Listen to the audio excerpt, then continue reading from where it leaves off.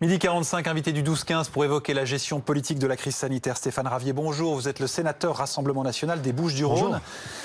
L'incidence, justement dans les Bouches-du-Rhône, aujourd'hui on tourne autour de 450. C'est très au-dessus de la moyenne nationale. D'abord, est-ce que vous vous attendez à ce que les Bouches-du-Rhône rejoignent les départements reconfinés? Est-ce que vous le souhaitez? On s'attend à tout avec ce gouvernement, à tout et à son contraire. Il est tellement changeant. Est-ce que je souhaite que le département des Bouches-du-Rhône soit confiné? Non.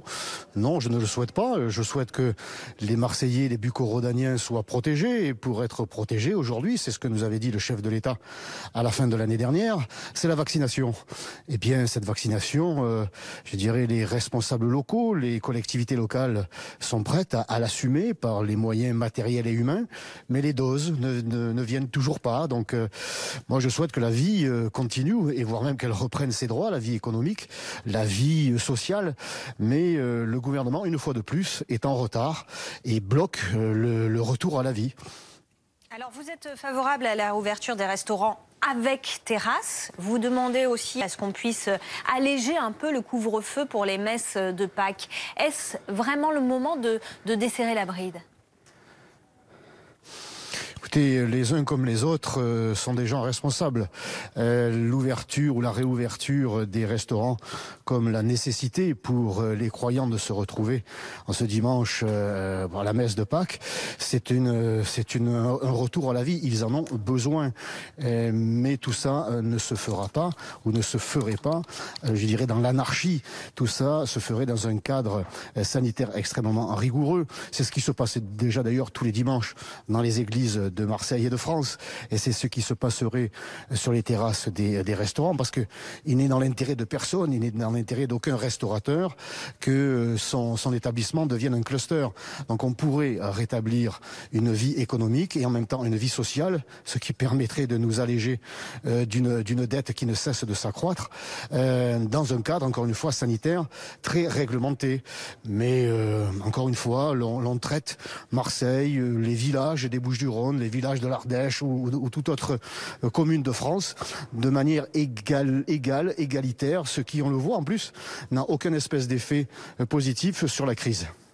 Stéphane Ravier, je vous pose la question parce qu'on se la pose tous. Est-ce qu'il faut, à votre avis, refermer les écoles en France pour limiter la contamination du virus ? Écoutez, refermer les écoles, c'est un confinement généralisé, parce que si vous fermez les écoles, eh bien, il faudra que les parents restent à leur domicile pour garder leurs enfants. Donc c'est un confinement qui ne dit pas son nom. Donc pour l'instant, en ce qui me concerne, je n'y suis pas favorable, mais parce que là aussi, on peut et on doit continuer à organiser une scolarisation différente de manière à protéger et les enfants, en priorité bien sûr, mais aussi le personnel enseignant, le personnel municipal qui travaillent dans ces écoles. Donc la vie doit continuer parce qu'ils prennent du retard. Ils prennent du retard dans leur développement, je dirais, intellectuel, et ce qui sera très dommageable pour les mois ou les années à venir. Alors, c'est des mesures à prendre au niveau local. Il faut faire confiance pour cela aux maires, et le gouvernement, depuis le début de cette crise, n'écoute pas les élus locaux. Pourtant, ce sont ceux qui sont parfaitement au courant de ce qui se passe dans leur commune, y compris dans les écoles, et de ce dont ils ont besoin. Et ils ont le personnel pour organiser tout cela, à condition que le gouvernement leur en accorde les crédits, leur accorde les moyens financiers pour s'organiser. Mais Emmanuel Macron continue à s'enfermer dans sa tour d'ivoire et prend seul des décisions. À chaque fois, il se trompe ou il est en retard. Et les résultats, il est là, il est catastrophique. Un dernier mot rapidement, Stéphane Ravier, sur les élections régionales. Le Conseil scientifique ne semble pas chaud pour qu'elles se tiennent, en tout cas pas dans les conditions habituelles. Il laisse la décision aux politiques. Vous en pensez quoi ? Oui, le Conseil scientifique a tout à fait raison de s'en tenir à une vision purement sanitaire de son travail, je dirais. Et il rend à César ce qui doit être à César, aux politiques, le soin de décider. C'est effectivement très compliqué. Les mesures qu'il nous propose, des personnes qui soient vaccinées pour tenir les bureaux de vote, pour surveiller le scrutin, mais les personnes qui sont vaccinées sont des personnes âgées. Comment pourraient-elles rester dans un bureau de vote de 10, 12, voire 14 heures pour les grandes villes?